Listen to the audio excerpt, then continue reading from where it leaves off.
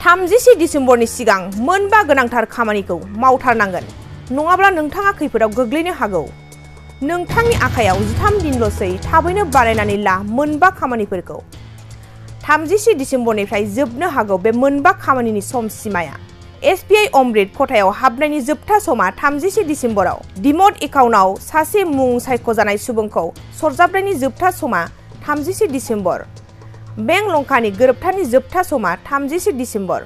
Income tax report दाखिल खालामनायनि जोबथा समा 30 डिसेम्बरा। UPI आइडिखौ जायफोरा 1 बोसोरसो बाहायाखै बैसोरनि UPI आइडिया 30 डिसेम्बराव बन्द जागोन। बेनिखायनो 30 डिसेम्बरनि सिगां बैफोर खामानिफोरखौ नोंथांमोनहा मावनानै लायाखैबा थाबैनो मावनानै ला।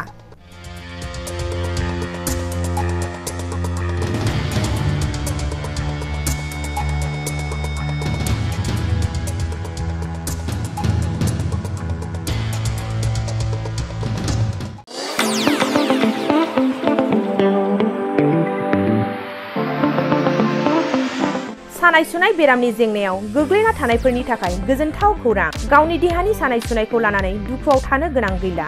जुदि नोंथाङा सानाय सुनाय दंब्ला जिंगासिनांगौनि गोनांथि गैया।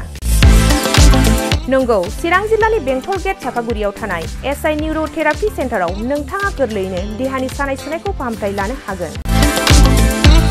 बे सेन्टाराव सिं सानाय, आफादावरि सानाय, मोदोम जरा सानाय, आइजोफोरनि जेंना, खर' सानाय बायदि बायदि रोखोमनि बेरामखौ फाहामथाय होनाय जायो।